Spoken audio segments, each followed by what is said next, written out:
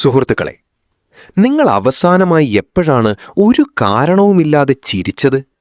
മിക്കവരും പറയും, സന്തോഷിക്കാൻ എനിക്കിപ്പോൾ എന്ത് കാര്യമാണുള്ളതെന്ന്. എന്നാൽ സത്യം അതല്ല.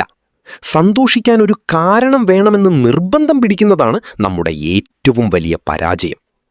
സൈക്കോളജിയിൽ ഇതിനെ ഹാപ്പി ഫോർ നോ റീസൺ എന്ന് വിളിക്കുന്നു. സാധാരണ നമ്മൾ വിചാരിക്കുന്നത് ഒരു വലിയ ലക്ഷ്യം നേടിയാലോ അല്ലെങ്കിൽ നല്ലൊരു കാര്യം നടന്നാലോ മാത്രമേ സന്തോഷിക്കാൻ കഴിയൂ എന്നാണ്. എന്നാൽ ഇതിൻ്റെ വിപരീതമാണ് സത്യം. നിങ്ങൾ സന്തോഷമായി ഇരിക്കുമ്പോഴാണ് നിങ്ങളുടെ ബ്രെയിൻ കൂടുതൽ ക്രിയേറ്റീവ് ആകുന്നത്, നിങ്ങളുടെ തീരുമാനങ്ങൾ ശരിയാകുന്നത്. നമ്മുടെ തലച്ചോറിനൊരു പ്രത്യേകതയുണ്ട്.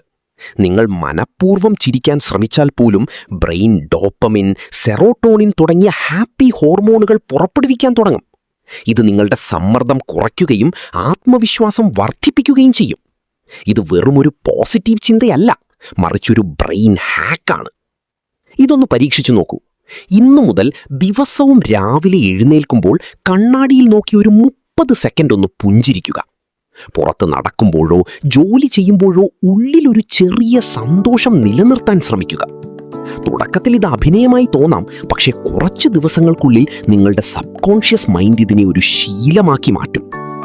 നിങ്ങൾ ഉള്ളിൽ സന്തോഷമായിരിക്കുമ്പോൾ ലോകം നിങ്ങളോട് പെരുമാറുന്ന രീതി മാറും. അവസരങ്ങൾ നിങ്ങളെ തേടി വരും, ബന്ധങ്ങൾ മെച്ചപ്പെടും. കാരണം സന്തോഷമുള്ള ഒരു മനസ്സിനെ മികച്ചൊരു ജീവിതം കെട്ടിപ്പടുക്കാൻ കഴിയൂ.